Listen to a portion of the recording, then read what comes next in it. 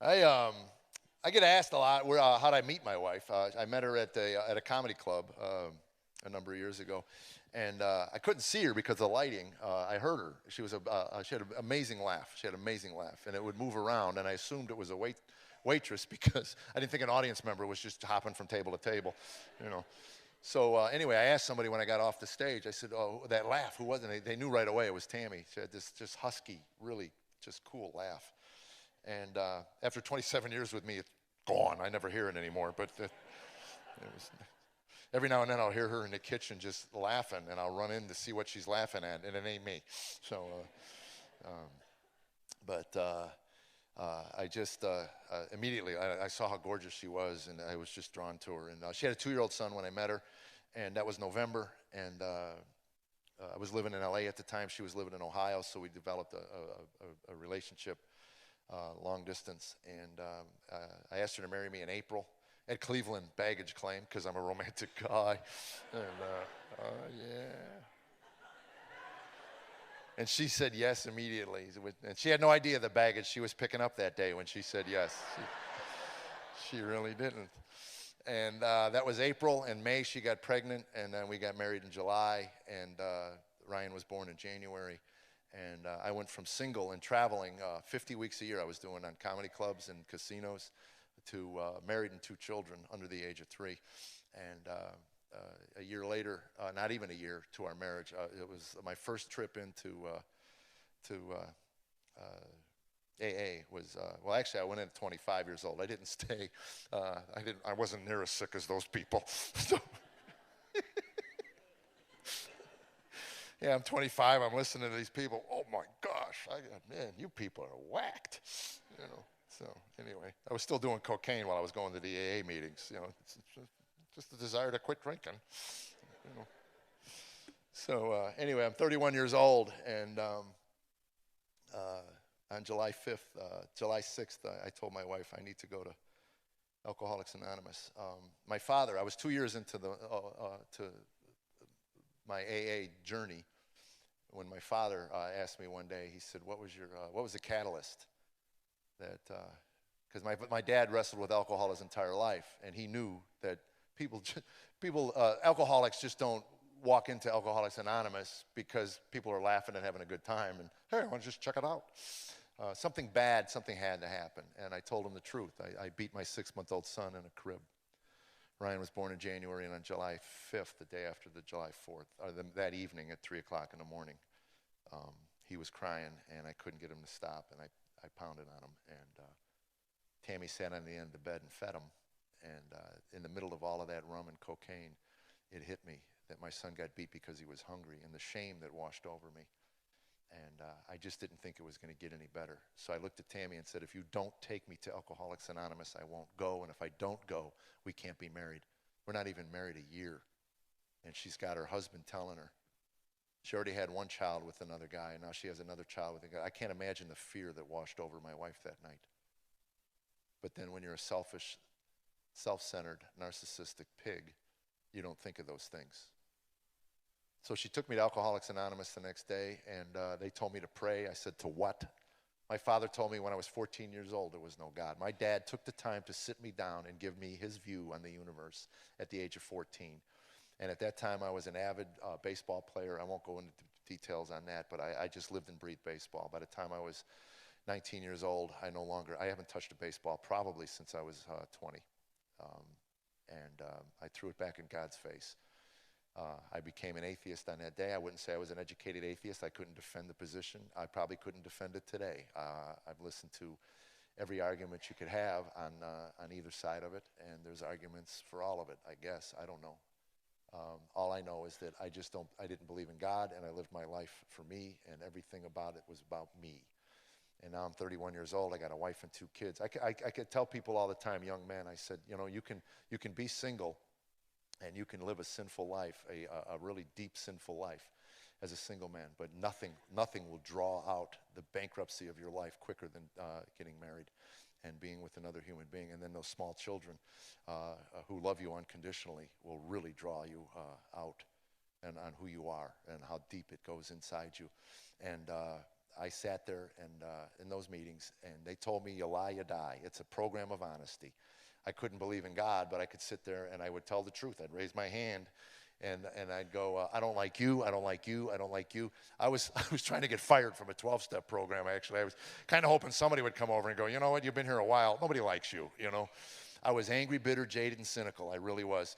And I got to tell you, that's the first place I saw the face of God, because they accepted me as I was. As bitter and jaded as I was, these people, somebody would always walk over to me and go, hey, man, we've been watching you. You know, it gets better. And I'd go, shut up. It never get better. And I really was. I was a cynic at the core of me. And I've never met a cynic that thinks he's a cynic. I never have. You go to somebody and go, why are you so cynical? Hey, I'm just keeping it real.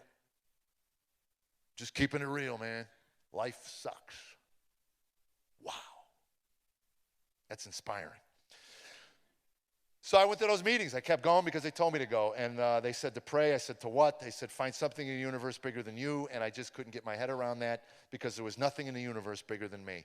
And I heard years later that there's no smaller package than a human being wrapped up in himself. And I was about as small as you could get, because it was all about me.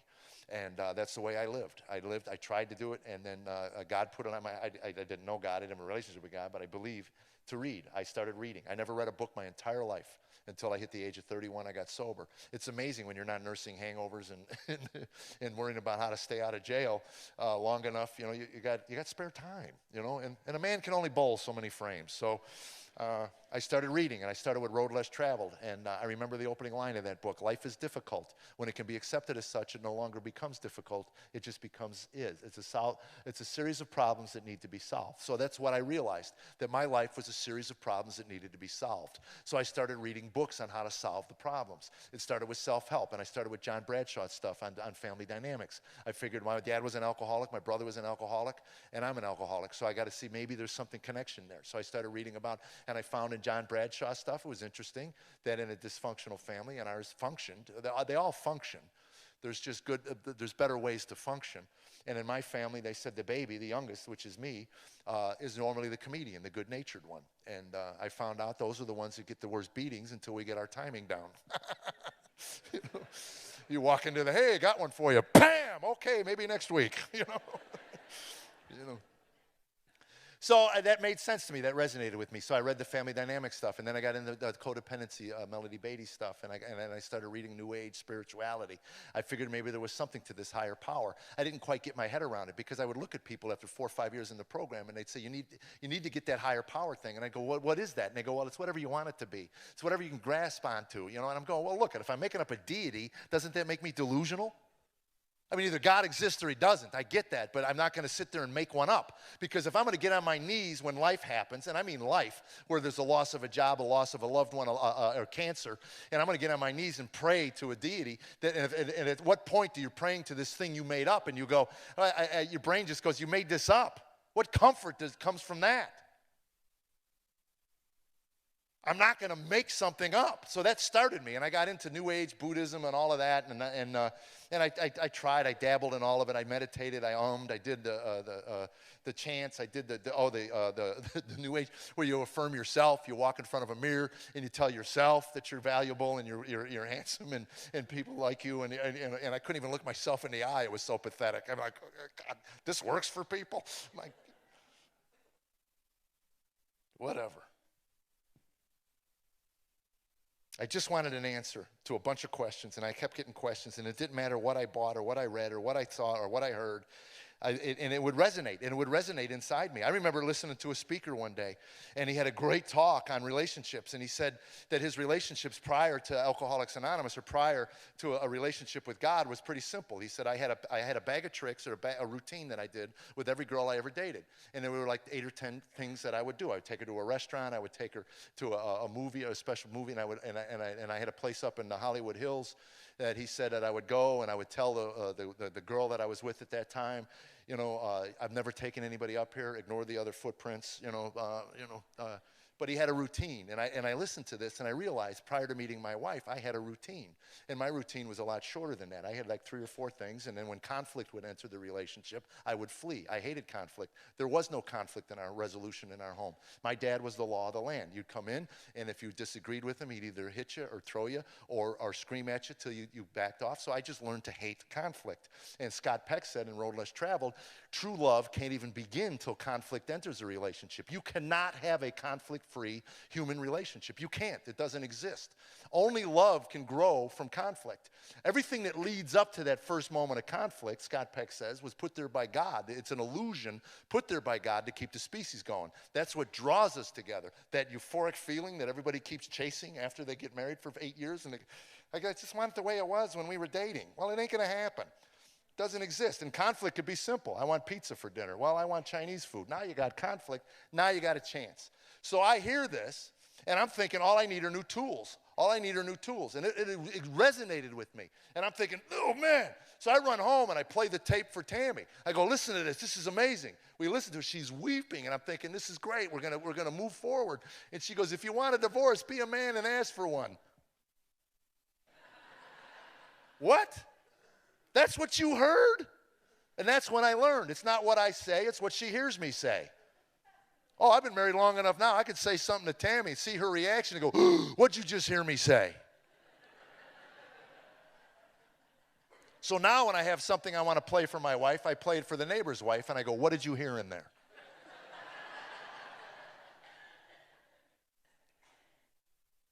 I hated conflict, and apparently God gave me a woman who loves conflict, because every time I would go to another room and say, leave me alone, she'd be right on my hip, following me in the other room.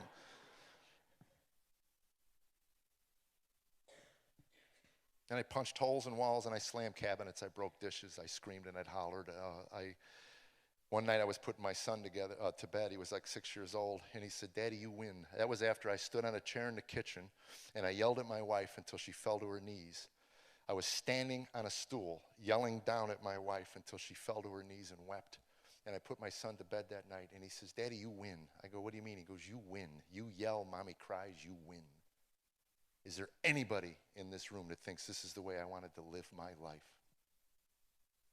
Had no idea where that came from. I just wanted answers. And the questions would come, and the answers would come in the form of these little books that I would read. I would read these things, and I'd go, okay, this is it. And I'd go tell Tammy. I go, I got it, baby. I think I got it this time. I got this thing here, and I'm reading it, you know. And I knew I was losing her. And I didn't want to lose it. I just didn't know how to hang on. I just wanted answers. And Tammy would and I was losing work. I was sitting on stages in these comedy clubs now and on a stool. I worked on a stool. I never got up on my feet for like 2 years. I'd sit in a stool and I would look at the floor and I would do the comedy. And I would just sit there, and at some point I would ask the audience, why are you here? What's the point? And some voice would come out of the back. We just want some jokes. Club owners were calling my agents and managers, and they're going, what's with him, man? He used to be funny. Maybe he needs to start drinking again or something. He's just like, he's up there, he's talking about all this stuff, and nobody understands what he's talking about. I just wanted answers, and I couldn't get him at home. And Tammy would go, care about work. Just care about your work. We're losing everything because you're losing so much money. We live a lifestyle based upon the money you can earn. I can't earn the money you earn. You signed up for some things in this marriage. I'll do everything else. Just go out and make money. You don't deal with the bill collectors. You're not even man enough to deal with them. If you pick up the phone, you start screaming at them until they hang up. They repossessed the car. She calls me. I'm on the road one day. She goes, they took the car today. You knew it was coming. You could have mentioned it. Your boys stand on that driveway wanting to know why they're taking their daddy's car away. Grow up. And I said, why? What's the point? What difference does it make? I've gone on stage, I've got standing ovations. The next night, same club, same group, same material. They boo me, they throw beer bottles at me. I knew people in LA that had movie deals and sitcom deals, and I heard they committed suicide when they all went away. I knew people that put their life in their marriages, and the husband would walk out on them. The wife would walk out on them. What happens to the human after that? I just wanted some answers. And I'd ask her, do you ever wonder? She goes, I wonder about what? I go, why you're here, the whole point to everything. Why does it matter? She goes, no, I don't have time. I'm raising a family by myself. I'm dealing with all this other garbage that has been created by you. I just want a man. I want a husband. I want something. I said, that's the point.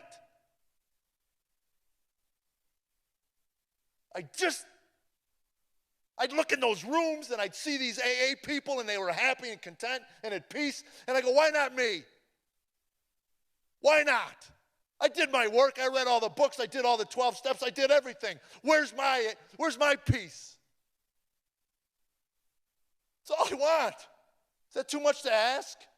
I wanted to have a few beers. I wanted to go out and do my little jokes and raise my kids. I didn't even know why I was so racked up. I had friends going, relax, Jeff, relax. Everything was just, I was this scab. I was a big scab. And something would pick at it and this pus would ooze out.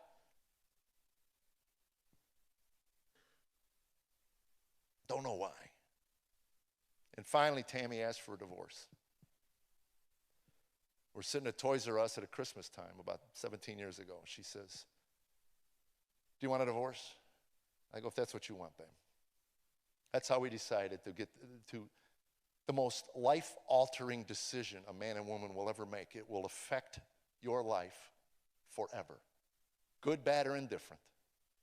It will have an effect on your children. It'll have an effect on your friends, your family, everything. And we decided it like, hey, you want to go to McDonald's for lunch? Yeah, let's go to McDonald's. You want to take out the trash? I'll take out the trash. You want to get a divorce? Yeah, if that's what you want, babe. If you're in a marriage today that's full of acrimony, wait till you get to apathy. There's no more painful human experience that you can experience than apathy, to not care. And it's an epidemic among our young people. Seen it, done it, been there. Can you imagine Adam and Eve coming out into the garden that first day and going, oh, trees. Or, wow. Look at little kids. Everything is new. It's like, wow. We had nothing to divide up. We had filed bankruptcy, lost everything. So we got to paralegal and got some divorce papers. And Tammy gave it to me. She says, I do everything else around here. Why don't you fill out the end of our marriage? And I love this because the Bible says what Satan intends for evil, God will use for good. My biggest character flaw to this day is procrastination. So I've always said if I was a type A, I would have filled those papers out. We would have been divorced in about a week, and that would have been it. As it was a year and a half into, after she gave me those papers, I still hadn't filled out anything but the names. And a year and a half, I was sleeping in the guest room. We were cordial people. We were polite, bump into her in the hall. We ate meals together. We'd sit in the family room and watch television together. And we existed. It wasn't very loving, but it was existence. And by that time, God had time to move people into my life. And one of them was a Christian businessman who was doing comedy for $100 a week on the road, and I couldn't understand why. And by now, I'm reading Ayn Rand. I figured if materialism is it, if it's just about getting stuff, I'll get stuff. I can get my life back on track. I'll focus on the comedy, and I'll work on getting a career going again. And I still had a fairly good reputation in the club world. And anyway, I decided that that's what I'll do. So I'm working now. I'm focused on this. And now we're golfing, him and I. And I asked him, how do you accumulate wealth? Nobody ever taught me how to accumulate wealth. I mean, wealth. And he said, in order to even enjoy the creation, you have to have a relationship with the Creator. And I thought, boy, that sounds neat, like New Agey. It sounded New Agey. So I said, where's that at? He goes, it's in the Bible. Oh, okay. A couple holes went by. Said something else. I go, that's great. Where'd you read that? He goes, it's in the Bible. I said, stop it with the Bible. He goes, what do you mean? I go, I mean, really, who reads the Bible? He said, I do. I go, really? He goes, what's your problem? I go, I don't believe in God. I mean, God. Really? God's word. It's a little archaic, don't you think? He said, well, let's back up. What's in the Bible that you don't think is true? Maybe I can help you out. I go, I don't know. I never read the Bible. He goes, then you're not an atheist. You're a moron. Right? And any man who suffers from an anger problem knows, the hair on your neck stands up, your stomach gets a little tight. I think I want to punch this guy for saying that, but then I would have lost access to some really nice golf courses. And if it's possible for an atheist to have an ethical quandary, I was in one. So I said, how so? He said, I'll give you the short answer. To discount and throw away an infinite God in an infinite universe, you yourself have to have infinite knowledge of the entire universe. It's a self-defeating argument. You cannot defend an absolute negative. What you're denying exists as an omniscient being. In order to deny that, you yourself have to be omniscient. You can't defend it. And I looked at that man and said, what? He said, trust me, Jeff, I say this out of love. You are not smart enough to be an atheist.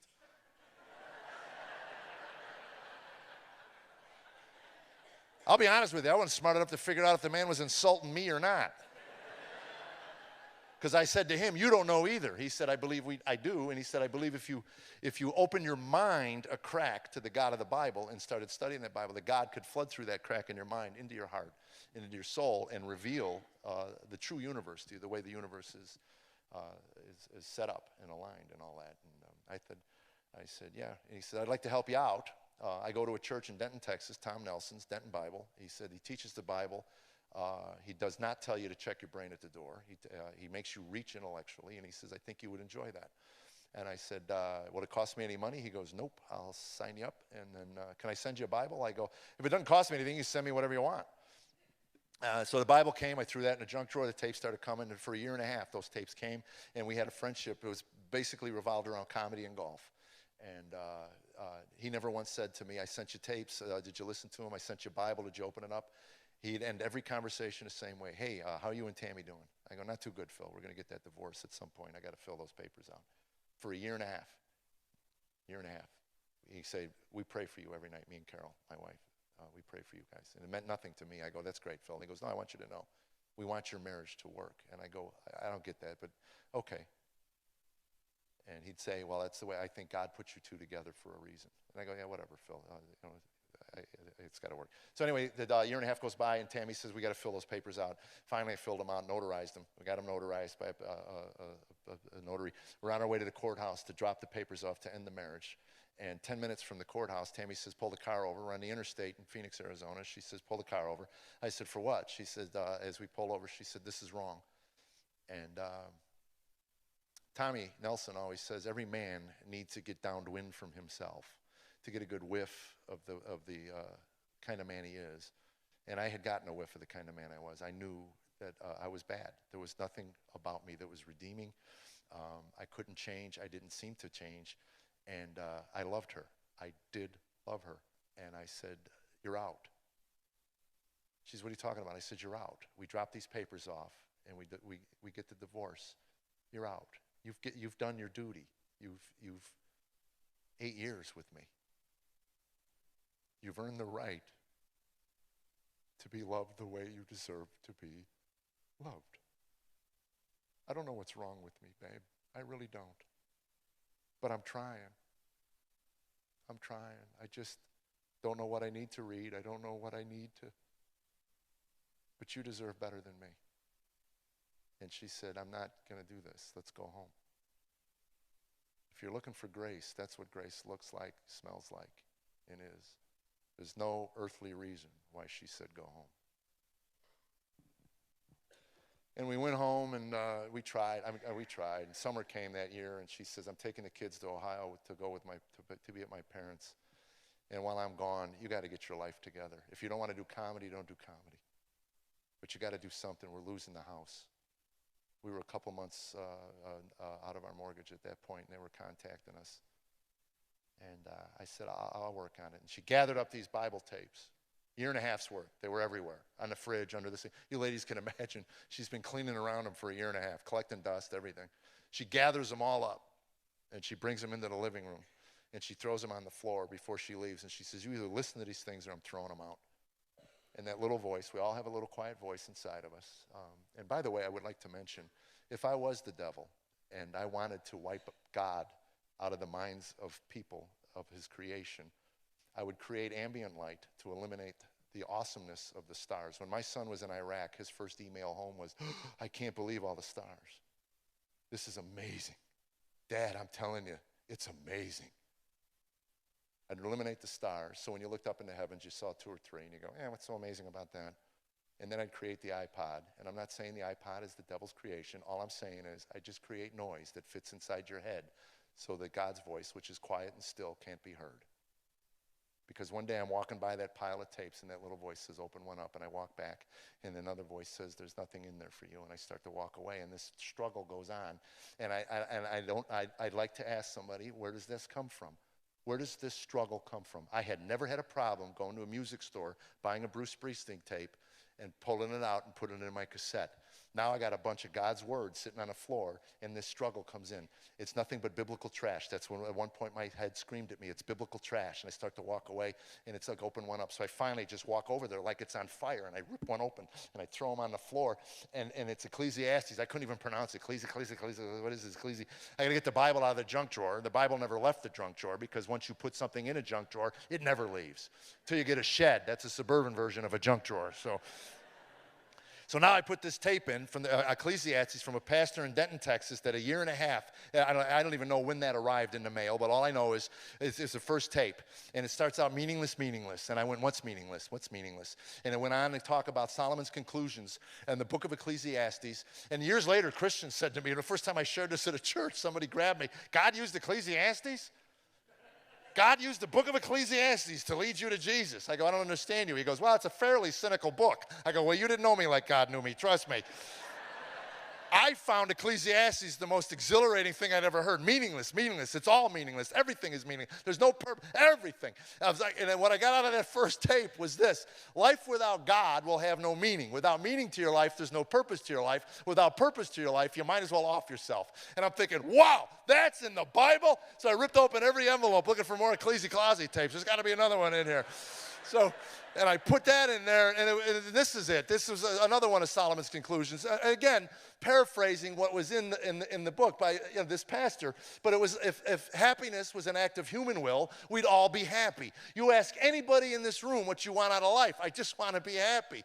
Well, what is that? How do you define that? If it's the next iPod, the next man, the next woman, the next job, the next car, the next ad infinitum, you're in for a long haul while you're down here on earth. Solomon's conclusions were nothing of this earth will ever give you lasting joy and happiness outside of God. So I'm sitting there listening to this, and I knew this because I did this. I went to the mirror, and I went to affirm yourself.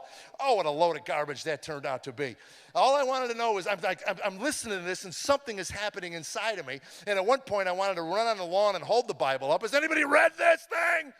What a book. I was doing studies in my car, staring with my leg, making notes in my Bible. I almost met Jesus before I met Jesus. I mean, people, I'm running them off the road. They're waving at me one finger at a time. I'm like, I love you too, Wow. I have no idea why there was this moment in my life where God said, this guy's had enough.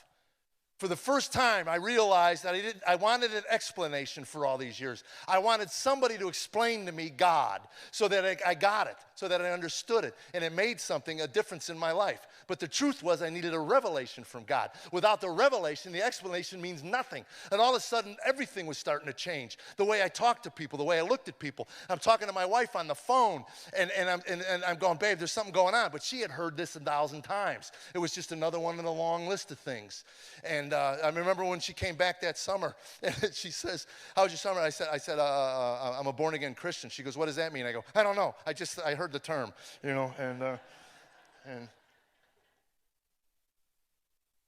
but I wasn't there yet. I listened to, a year and a half's worth of tapes in a couple of months. And I'm down in Texas with my buddy, the guy that gave me the tapes. And we had gone to church. I wanted to meet Tommy Nelson, the pastor, and tell him how amazing I thought he was. And when we got back to Phil's house, he looked at me and he said, when I met you, God put it on my heart, you were looking for something. Have you found it? And all I could think to say to him at that time was, if Jesus Christ is not who he claimed to be, then Solomon was right, suicide. I have nowhere else to go. I've exhausted everything. And he said, can you admit you're a sinner? I go, let's not go overboard.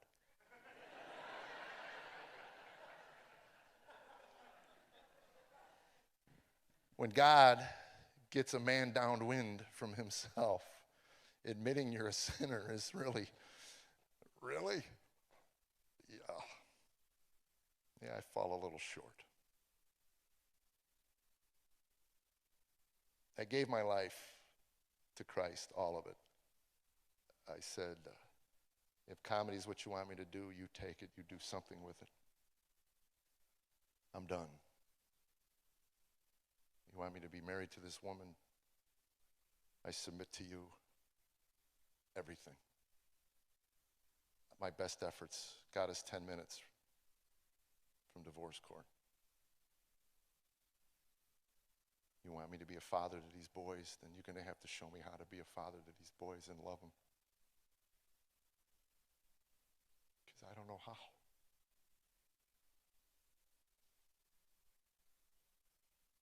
I'm yours. Doesn't mean it's perfect. Doesn't mean I didn't give my life to Christ so that I'd have a bigger house or better car. I gave my life to Christ because I believed it to be true. Didn't stop us from experiencing life. Tammy got breast cancer 12 years ago. She's still alive, and I keep forgetting to mention that. So people will email me when I get home. You never said, is she still alive? No.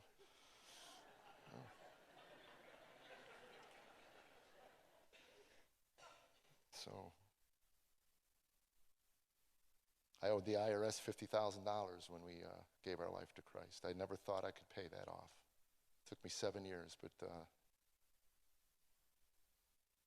that's not why I believe what I believe. I could have got that from a Tony Robbins seminar. If Jesus Christ is not who he claimed to be, then I'm a dead man. I cling to the cross and the resurrection. I cling to the truth of that.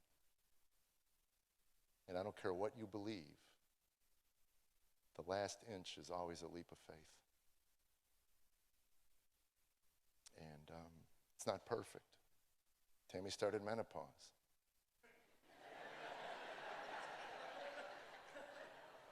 There are nights, not every night, but there are nights. I lie in bed and dream about the good old days of PMS.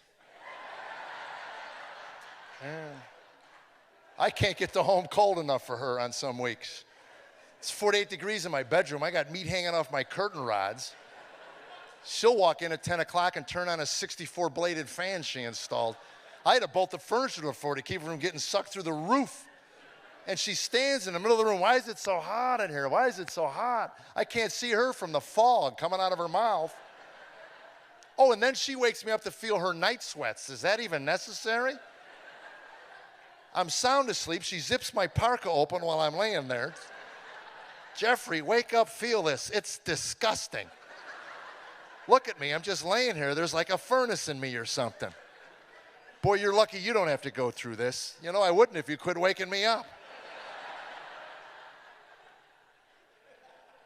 I told the kids, watch out, Mom's going through some serious stuff. Like what? Remember those nights you didn't do your homework? She'd get mad and yell at you? She goes, yeah. Be a little different now. She might start crying and then stab you. So.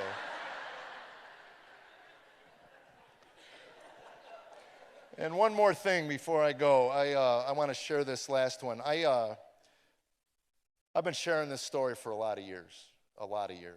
And the first time I shared the part about beating Ryan in the crib, Ryan was 12, and we were at a Gaither event, and God put it on my heart to share that. And I shared that. I was scared to death. And when I got off stage, Ryan walks over to me, and he goes, was I that boy you beat in the crib? And I said, you were. Daddy was a different man then. And he put his arms around me, and he says, I forgive you for that.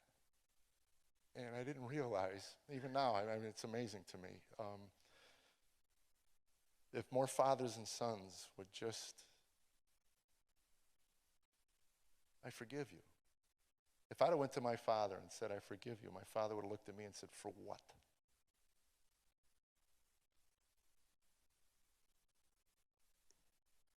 It's amazing the power of what happened on that cross. When I read of what Jesus went through to the cross, And as he was up there, he cried out, "Forgive them, for they know not what they do." Wow. That goes against every part of my being, which is probably why it's so powerful. I thank you for letting me share all that. And one more story before I go, because people ask, is your wife aware of the way you talk about? No. I'll give you an idea of what she thinks is funny. I'm in my chair at home, and every man here, you have a chair, don't you, sir? You're darn right you have a chair. You know why? That's your throne. That's why. And if you ever went missing, they'd give a cushion to that chair to a bloodhound. Find that scent. And then they'd revive the dog and send him on his way.